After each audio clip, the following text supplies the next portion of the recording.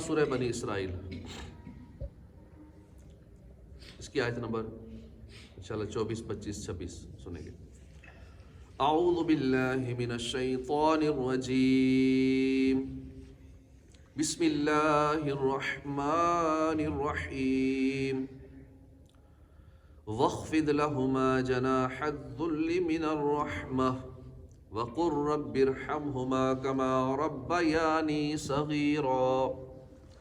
ربكم أعلم بما في نفوسكم إن تكونوا صالحين فإنه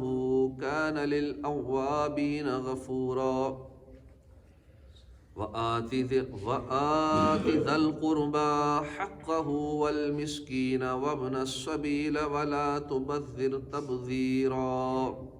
اللہ کے نام سے شروع جو نہایت مہربان رحمت والا۔ وخفض،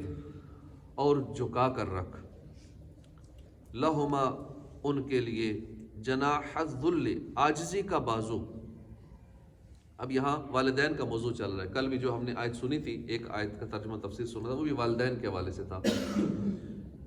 آج بھی اسی کو کنٹینیو کیا ہے۔ اور جھکا کر رکھ ان کے لیے عاجزی کا بازو، من الرحمہ، نرم دلی سے، وقر رب ارحمہما، اور عرض کر، قل، عرض کر، رب ارحمہما، اے میرے رب تو رحم فرما ان دونوں پر، کما ربیانی صغیرا، جیسا انہوں نے مجھے بچپن میں پالا۔ یا اللہ جس طرح میرے والدین نے مجھے بچپن میں پالا، ایسے تو ان پر رحم فرمائیے، ہماری ہر دعا میں شامل ہونی چاہیے۔ رب ارحمہما کما ربیانی صغیرا، جب بھی نماز کے بعد دعا مانگیں، اس کے علاوہ دعا مانگیں، اپنے والدین کے لیے ضرور دعا مانگیں۔ ربکم، تمہارا رب، ایک ہوتا ہے نا ربی، اے میرے رب، ربی بازر بی، جب بازر بی آ جائے ربی تو میرا رب، اے میرے رب، جب آ جائے ربکم تو اس کا مطلب ہے تمہارا رب۔ ربکم اعلم،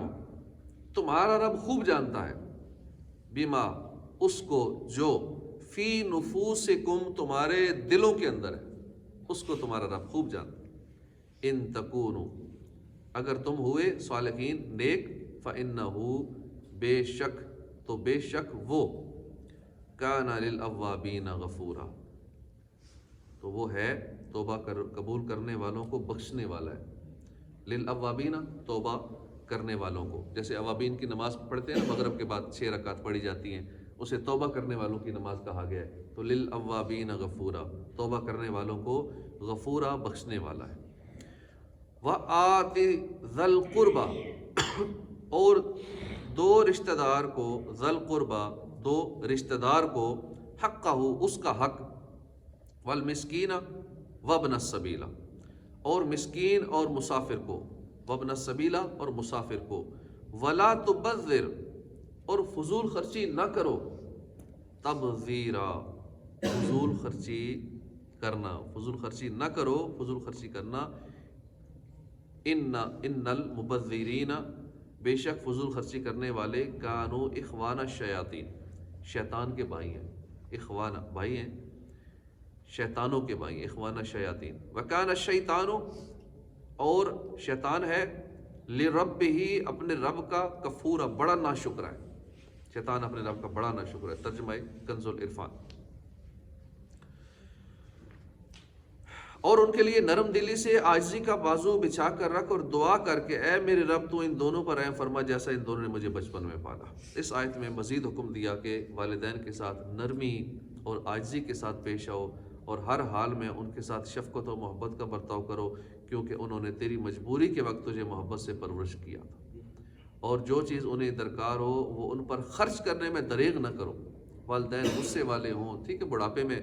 طبیعت چڑچڑی ہو جاتی ہے، طبیعت غصے والی ہو جاتی ہے،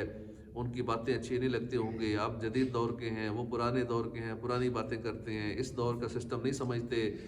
جدید ٹیکنالوجی واقف نہیں ہے، تو خود ہم اپنے آپ کو بڑا سمجھ کے میں یہ بھی جانتا ہوں تو یہ بھی جانتا ہوں، ان کو تو پتہ ہی نہیں آج کل کے دور کا، موبائل ایسے آ گئے ہیں، تو ٹیکنالوجی یہ آ گئی، تو وہ ہے، تو یہ آکورڈ ہیں، پرانے زمانے کے ہیں، معاذ اللہ، ان کو یوں سمجھتے، اپنے آپ کو بڑا علم والا سمجھتے ہیں۔ ایسا نہیں کرنا چاہیے۔ نرمی والدین کے ساتھ اور عاجزی کرنی چاہیے، ہر حال میں شفقت اور محبت کرنی چاہیے، کیونکہ انہوں نے تیری مجبوری کے وقت تجھے محبت سے پرورش کی تھی، پیار سے پالا تھا، جب تو مجبور تھا، لاچار تھا، کسی کام کا نہیں تھا، کھا پی نہیں سکتا تھا، چل نہیں سکتا تھا،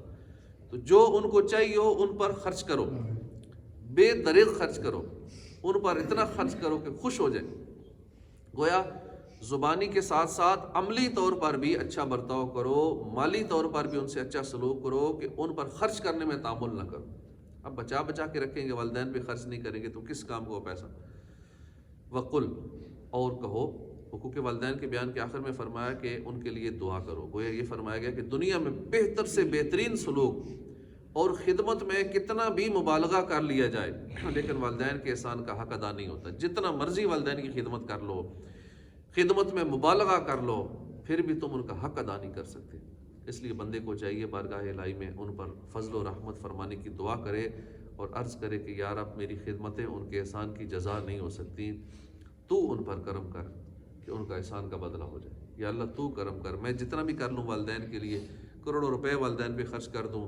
ان کی خدمتیں کرتا رہوں، یا اللہ پھر بھی ان کا بدلہ نہیں ہو سکا، تو ان کا بدلہ دے دے۔ رب ارحمہما کما ربیانی صغیرا۔ والدین کے لیے دعا کو روزانہ کے معمولات میں داخل کر لینا چاہیے، اور ان کی صحت و تندرستی کے لیے اگر والدین زندہ ہیں،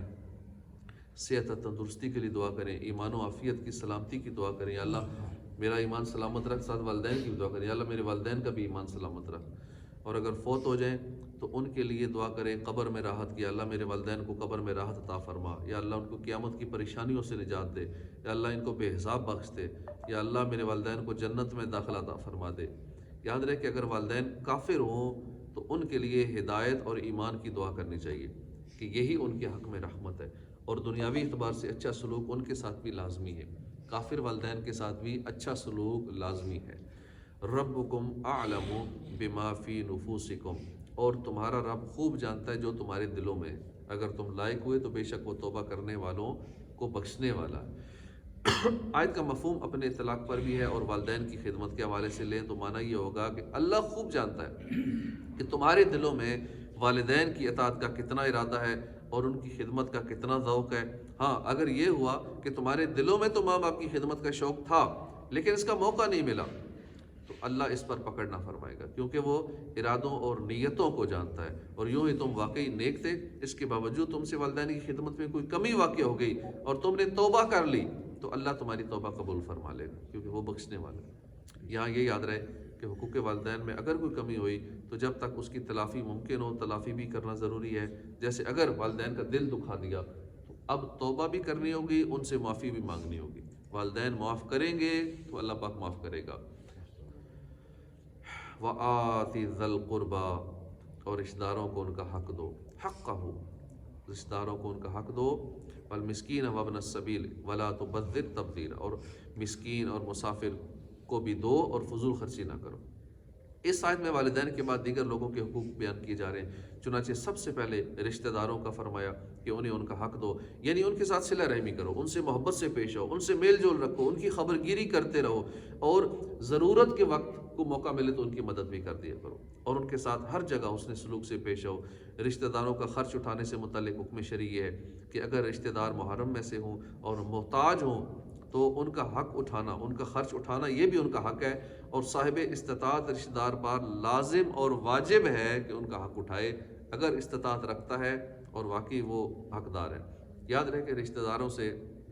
حسن سلوک کا قرآن پاک میں بکثرت حکم دیا گیا ہے، چنانچہ کم از کم 8 مقامات پر اللہ تعالیٰ نے رشتہ داروں سے حسن سلوک کا فرمایا۔ اس سے معلوم ہوا کہ رشتہ داروں کے ساتھ حسن سلوک کرنے کی اسلام میں بہت بڑی اہمیت ہے۔ نیز یہاں رشتہ داروں کے بعد مسکینوں اور مسافروں کا حق دینے کا فرمایا کہ ان کا حق دو، ولا تبذر تبذیرا، اور فضول خرچی نہ کرو، یعنی اپنا مال ناجائز کام میں خرچ نہ کرو۔ حضرت عبداللہ بن مسعود رضی اللہ عنہ سے تبذیر کے متعلق سوال کیا گیا تو آپ نے فرمایا کہ جہاں مال خرچ کرنے کا حق ہے اس کی بجائے کہیں اور خرچ کرنا یہ تبذیر ہے۔ لہٰذا اگر کوئی شخص اپنا پورا مال حق یعنی اس کے مصرف میں خرچ کر دے تو وہ فضول خرچی کرنے والا نہیں ہے، اور اگر کوئی 1 درہم بھی باطل میں یعنی ناجائز میں خرچ کر دے تو وہ فضول خرچی کرنے والا ہے۔ اسراف ممنوع ہے، جائز ہے، اور علماء کرام نے اس کی مختلف تعریفات بیان کی ہیں۔ 11 تعریفات یہ ہیں کہ جہاں جہاں اسراف ہو جاتا ہے، غیر حق میں خرچ کرنا، صرف کرنا، اللہ کے حکم کی حد سے بڑھنا، ایسی بات میں خرچ کرنا جو شرع مطہر یا مروت کے خلاف ہو، اول حرام ہے اور ثانی مکروہ تنزیہ ہے، طاعت الہی کے غیر میں صرف کرنا، شرعی حاجت سے زیادہ استعمال کرنا، غیر طاعت میں یا بلا حاجت خرچ کرنا، یا جہاں ضرورت نہیں تھی وہاں خرچ کر دیا، یہ فضول خرچی میں آ جائے گا، دینے میں حق کی حد سے کمی یا زیادتی کرنا، ذلیل غرض میں کثیر مال خرچ کر دینا، حرام میں سے کچھ یا حلال کو اعتدال سے زیادہ کھانا، لائق و پسندیدہ بات میں لائق مقدار سے زیادہ صرف کر دینا، بے فائدہ خرچ کرنا۔ اعلیٰ حضرت تعریفات کو ذکر کرنے اور ان کی تحقیق و تفصیل بیان کرنے کے بعد فرماتے ہیں ہمارے کلام کا ناظر خیال کر سکتا ہے کہ ان تمام تعریفات میں سب سے جامع اور معنی اور واضح تر تعریف اول ہے، اور کیوں نہ ہو کہ یہ اس عبداللہ کی تعریف ہے جسے رسول اللہ علم کی گٹھڑی فرماتے، اور جو خلفائے اربعہ کے بعد تمام جہان سے علم میں زائد ہیں، اور جو ابو حنیفہ جیسے امام الائمہ کا مورث علم ہے۔ اعلیٰ حضرت نے تبذیر اور اسراف میں فرق سے متعلق جو کلام ذکر فرمایا اس کا خلاصہ یہ ہے کہ علماء فرماتے ہیں تبذیر کے بارے میں، تبذیر اور اسراف دونوں کے معنی ناحق میں صرف کرنا ہے۔ یہی صحیح ہے کہ یہی قول حضرت عبداللہ بن مسعود اور حضرت عبداللہ بن عباس اور عام صحابہ کا ہے۔ تبذیر اور اسراف اس میں فرق ہے۔ تبذیر خاص گناہوں میں مال برباد کرنے کا نام ہے کہ گناہ والے کام میں خرچ کرنا، شادیوں میں میوزک بجایا اس پہ خرچ کر دینا، بینڈ باجے والے منگوائے ان پہ خرچ کر دینا، گناہوں والے کاموں میں خرچ کرنا۔ اس صورت میں اسراف تبذیر سے عام ہوگا کہ ناحق صرف کرنا عبث میں صرف کرنے کو بھی شامل ہے، اور عبث مطلقاً گناہ نہیں، تو چونکہ اسراف ناجائز ہے اس لیے یہ خرچ کرنا معصیت ہوگا، مگر جس میں خرچ کیا وہ خود معصیت نہ تھا، اور عبارت کا ظاہر یہی ہے کہ وہ کام خود ہی معصیت ہو۔ خلاصہ یہ ہے کہ تبذیر کے مقصود اور حکم دونوں معصیت ہیں، اور اسراف کو صرف حکم میں معصیت لازم ہے، یعنی فضول خرچی کرنا منع ہے جہاں، اور خاص کر جہاں گناہ والا کام ہے وہاں تو پھر اور زیادہ سخت پکڑ ہے کہ کام ہی گناہ والا اور گناہ والے کام میں پیسے لگا رہے ہیں۔ بعض اوقات کوئی کام گناہ والا نہیں ہوتا لیکن وہاں بھی ضرورت سے زیادہ خرچ کر دیتے ہیں، وہ بھی اسراف میں شامل ہے کہ وہاں ضرورت نہیں تھی، ایک 10 روپے سے کام چل جاتا تھا، کیوں 11 روپے لگائے۔ قیامت والے دن جہاں کمائی کا انکم کا حساب ہوگا، ایکسپنس کا حساب بھی ہوگا، وہاں یہ سارا اکاؤنٹس کا حساب ہمیں دینا پڑے گا، کہاں سے کمایا کہاں خرچ کیا، تیرا گزارا اتنے میں ہو سکتا تھا، تو نے یہ فالتو کیوں کیا، کیوں اتنا ضائع کیا، کیوں فالتو خرچ کیا۔ تو ہر حوالے سے غور کرنا چاہیے۔ ضیاع بہت زیادہ ہو رہا ہے، کھانے کے حوالے سے دیکھ لیں، اسراف مال کے حوالے سے، ہاں جہاں دینا چاہیے مال اللہ کی راہ میں وہاں نہیں کریں گے، وہاں دل نہیں کرتا، اور جہاں اس کے علاوہ دیگر کاموں میں پھر دل کھول کے خرچ کرتے ہیں، تو اللہ پاک ہمیں اسراف سے بچائے، آمین بجاہ النبی الامین صلی اللہ تعالی علیہ وآلہ وسلم۔